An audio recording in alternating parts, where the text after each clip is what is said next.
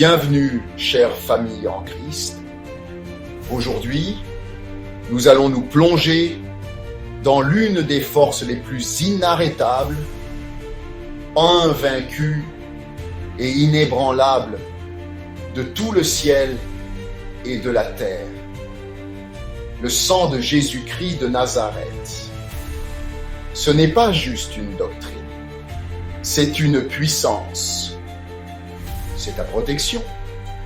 C'est l'alliance éternelle qui fait taire chaque malédiction et qui brise chaque chaîne. Car ce que tu es sur le point de recevoir, ce n'est pas seulement de la connaissance. C'est une révélation qui va embraser ton esprit. Elle va réveiller ta foi. Elle va restaurer ton courage. Elle va te revêtir d'une paix surnaturelle et d'une protection divine. Car aujourd'hui, le sang parle encore sur ta vie. Plus fort que la peur, plus fort que l'échec, plus fort que l'enfer lui-même. Es-tu prêt? Entrons dans la puissance du sang. Marchons dans la victoire, couverts par le Christ. Revenons à l'une des scènes les plus puissantes de toute l'Écriture. Une nuit de ténèbres et de terreur sur l'Égypte, mais une nuit de couverture divine pour le peuple de Dieu. Exode 12, verset 13. Quand je verrai le sang, je passerai par-dessus vous.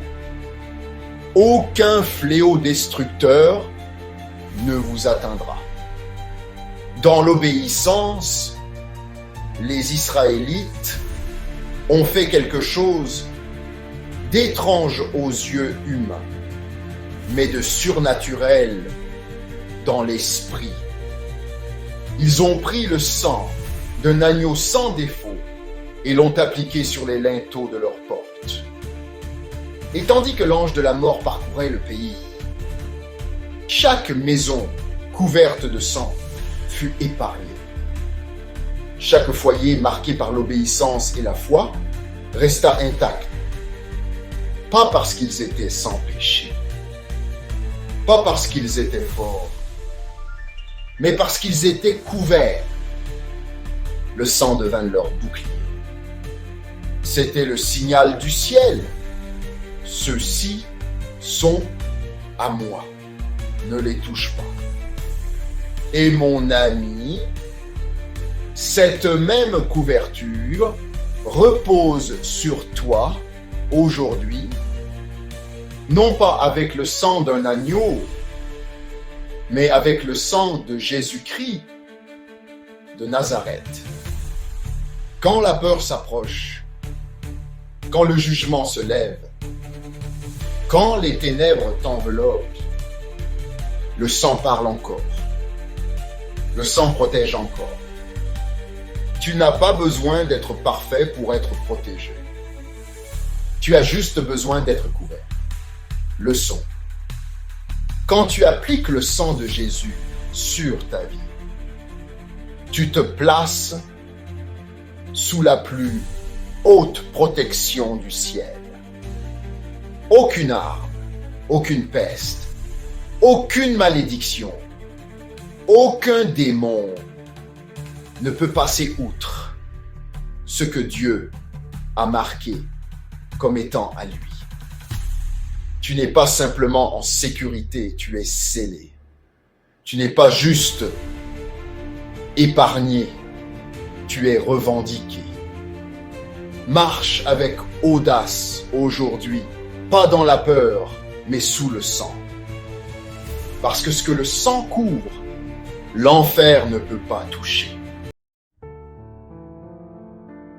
Au cœur d'un village reculé, entouré de ténèbres et de guerres spirituelles, un missionnaire se tenait ferme, non avec des armes, non avec la peur, mais avec la foi dans le sang de Jésus-Christ.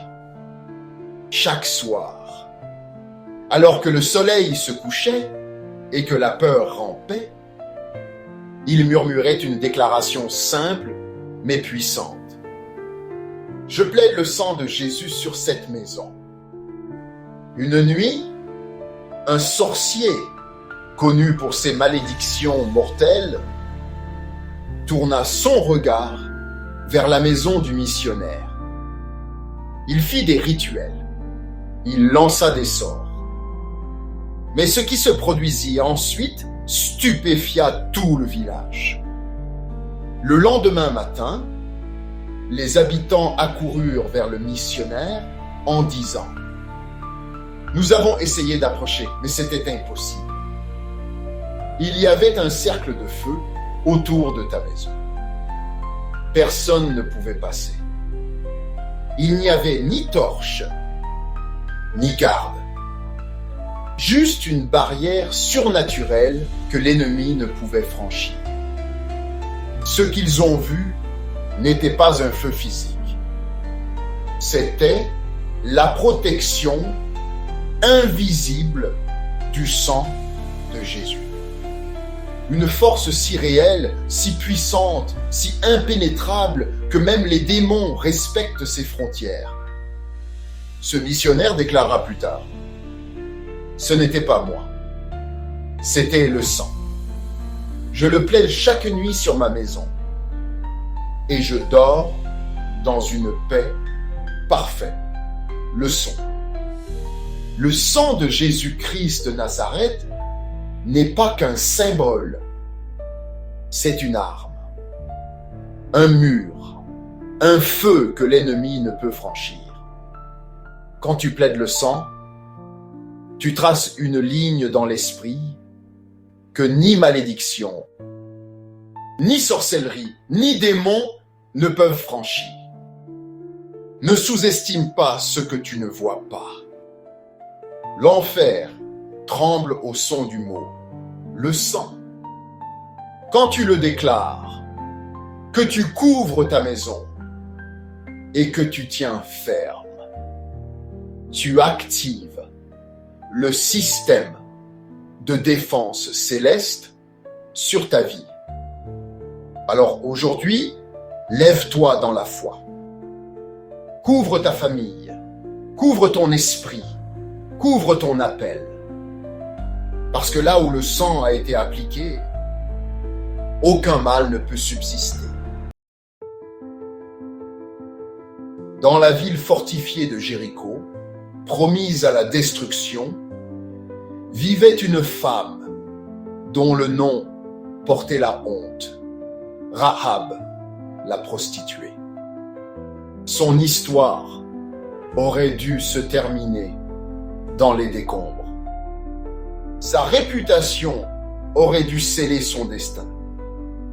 Mais Dieu avait d'autres plans et il a utilisé un cordon écarlate pour écrire la rédemption dans son héritage.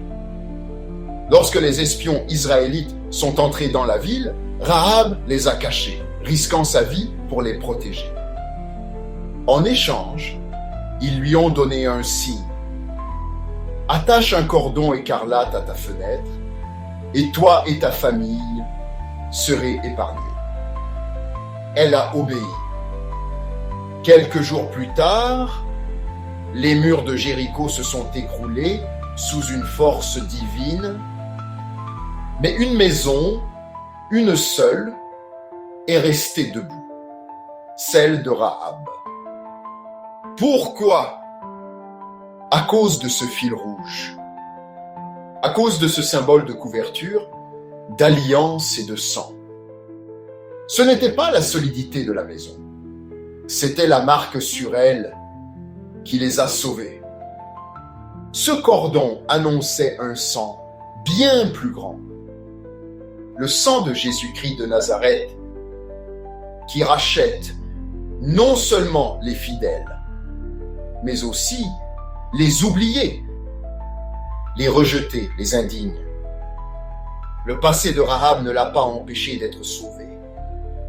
En fait, Dieu a inscrit son nom dans la généalogie même de Jésus. Matthieu 1. Voilà ce que fait le sang. Il ne se contente pas de couvrir ton passé, il récupère ta destinée, le sang. Le sang de Jésus redéfinit qui tu es, non pas selon ton passé, mais selon ses promesses. Quand tu viens sous la couverture du sang, ton étiquette change. Tu n'es plus ta honte, ni ton addiction, ni ton échec. Tu es choisi, racheté, héritier de la lignée royale. Le sang transforme des histoires brisées en héritages éternels. Alors peu importe qui tu étais, où tu as été, ou ce que les autres disent, le sang déclare « Tu es à moi » et ton avenir est béni. Là, sur une colline appelée Golgotha, s'est déroulé le plus grand acte d'amour de toute l'histoire. Le Fils de Dieu, sans péché, suspendu à une croix, saignant, souffrant, pardonnant. Jean 19, verset 34. Mais un des soldats lui perça le côté avec une lance.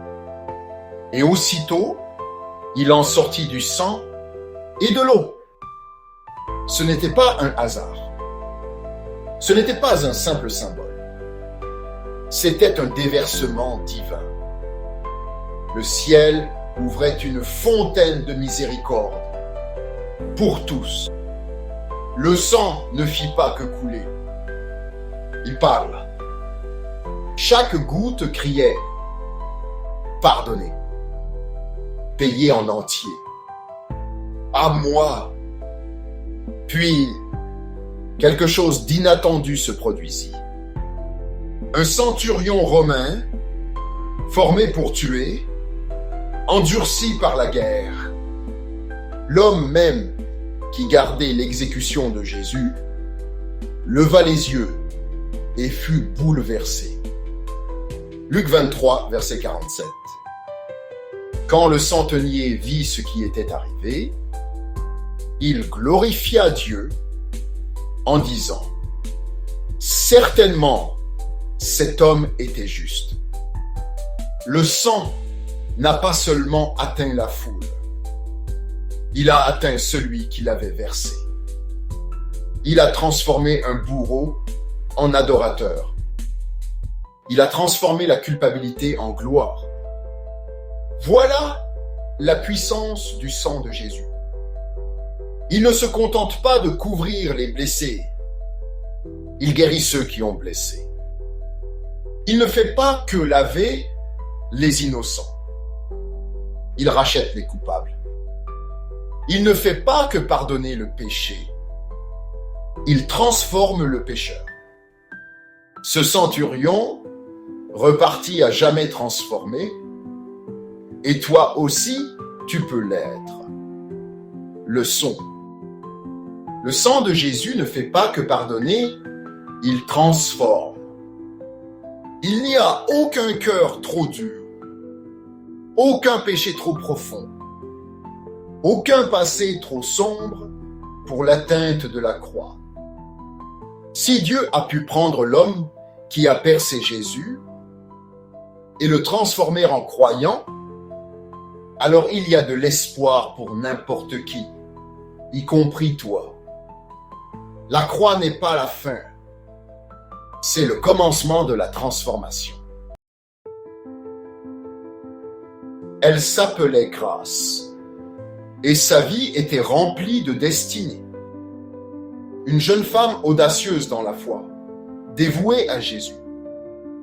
Jusqu'à ce qu'un soir, son parcours manque de s'arrêter net. Elle rentrait chez elle après un temps de louange, le cœur plein, l'esprit en feu. Puis, En une fraction de seconde, l'impact. Un conducteur ivre a brûlé un feu rouge à toute vitesse. Sa voiture l'a été percutée sur le côté, a fait 3 tonneaux et s'est retrouvé écrasé comme une canette. Le métal hurlait, le verre volait en éclats. Les secours sont arrivés, s'attendant à une tragédie. Mais ce qu'ils ont trouvé les a laissés sans voix. Là, sur le siège conducteur, était assise Grace, réveillée, calme, presque indemne. Plus tard, elle déclara: « Pendant que ma voiture volait dans les airs, tout ce que je pouvais faire, c'était crier: le sang de Jésus, le sang de Jésus, le sang de Jésus. » Ce cri, simple mais surnaturel, a activé la défense du ciel. Ce n'était pas de la chance. Ce n'était pas un hasard. C'était la puissance de couverture du sang. La même force qui a vaincu le péché et la mort a protégé Grace dans une voiture broyée. Et aujourd'hui, elle est toujours en vie. Toujours en train de louer. Toujours en train de témoigner, parce que le sang a parlé plus fort que l'accident, le son. Il y a une puissance dans le fait de déclarer le sang, surtout en temps de crise. Dès que tu ouvres la bouche pour plaider le sang de Jésus, tout le ciel réagit. Le sang protège encore. Le sang délivre encore. Le sang agite encore. Quand le danger t'entoure, proclame-le. Quand la peur monte, déclare-le. Quand tu es attaqué, plaide le sang et regarde Dieu agir. 5 histoires. 5 moments différents dans le temps. Une vérité inarrêtable. Le sang de Jésus parle encore. Le sang de Jésus couvre encore. Le sang de Jésus sauve encore. Récapitulons la révélation. La Pâque, Exode 12. Le sang a marqué et protégé chaque foyer. Quand tu es couvert, le jugement passe au-dessus. Le missionnaire est le sorcier. Le sang a créé une barrière qu'aucune malédiction ne pouvait franchir. Le sang brise chaque attaque démoniaque avant même qu'elle ne t'atteigne. Rahab en le cordon écarlate. Josué 2 et 6. Le sang a racheté une réputation et réécrit un avenir. Ton passé ne fait pas le poids face à sa miséricorde. Le centurion à la croix, Jean 19, Luc 23. Le sang a transformé un coupable en adorateur. Même ceux qui se croient indignes ne sont qu'à une rencontre de la grâce. L'accident de voiture de Grace. Le sang a répondu à un cri de foi en pleine crise et a délivré de façon surnaturelle. Il y a une puissance lorsque tu déclares le sang à haute voix dans la foi. Tu n'es pas sans défense. Tu n'es pas exposé. Tu es couvert par le sang de l'agneau. Quand tu plaides le sang, tu actives la protection du ciel. Quand tu fais confiance au sang, tu marches dans l'autorité de Dieu. Quand tu déclares le sang, tu rappelles à l'enfer à qui tu appartiens. Le sang est ton bouclier, ta bannière, ton accès, ta défense et ton héritage. Maintenant, déclare-le une dernière fois. Je suis couvert par le sang de Jésus. Je suis protégé, racheté et fortifié. Aucune arme forgée contre moi ne prospérera, car le sang parle encore en ma faveur. Va maintenant, enfant de Dieu, non dans la peur, mais dans la foi. Va avec audace, va avec paix, va avec le sang appliqué. Car lorsque tu es sous le sang, tu es sous l'autorité divine. Et l'enfer ne peut pas toucher ce que le ciel a revendiqué. Prière du salut, couvert par le sang. Si ton cœur bat plus vite, si tu sais que Dieu t'appelle en ce moment, si tu es prêt à être lavé, restauré et scellé par le sang de Jésus, n'attends pas, c'est ton moment. Prie avec moi. Seigneur Jésus, je crois que tu es le Fils de Dieu. Je crois que tu es mort sur la croix et que tu es ressuscité. Lave-moi dans ton sang. Pardonne mes péchés. Fais de moi une nouvelle création. Je te reçois maintenant comme mon Seigneur et mon Sauveur. Couvre-moi, conduis-moi, remplis-moi. Au nom de Jésus, Amen. Si tu viens de prier cette prière, tu es lavé, racheté et scellé par le sang de l'agneau. Le ciel se réjouit de toi en cet instant. Bienvenue dans la famille de Dieu. Ce n'est pas la fin, c'est ton nouveau commencement. Et maintenant, tu avances couvert et équipé. Sois baptisé, une déclaration publique que tu es ressuscité à une vie nouvelle en Christ. Plonge-toi dans la parole. C'est ton épée, ta vérité, ta force. Connecte-toi.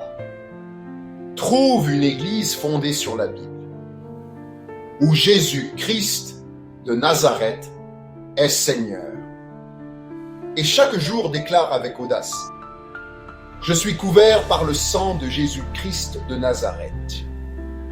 Que cela devienne ton identité, ta protection, ta victoire. Prière de bénédiction. Scellons ce moment dans la prière. Père, merci pour le sang de Jésus, qu'il couvre chaque personne qui écoute en ce moment, qu'il brise chaque chaîne et réduise chaque mensonge au silence, qu'il apporte la guérison au cœur brisé, la clarté aux confus, le courage aux fatigués et la puissance aux découragés.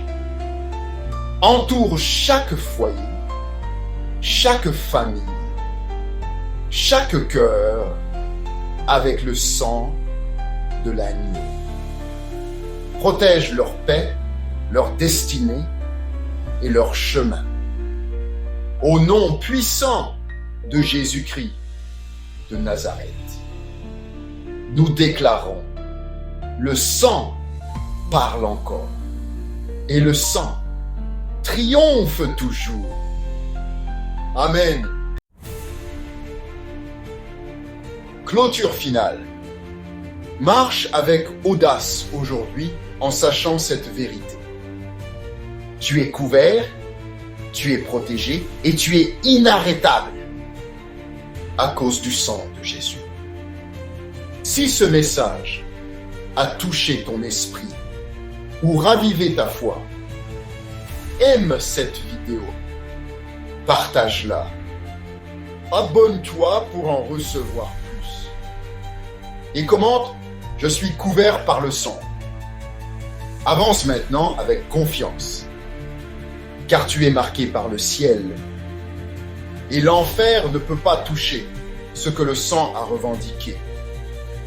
Ensemble, apportons l'espoir à un monde qui en a plus que jamais besoin. Que Dieu nous bénisse tous abondamment, maintenant et pour toujours, au nom de Jésus-Christ de Nazareth. Amen.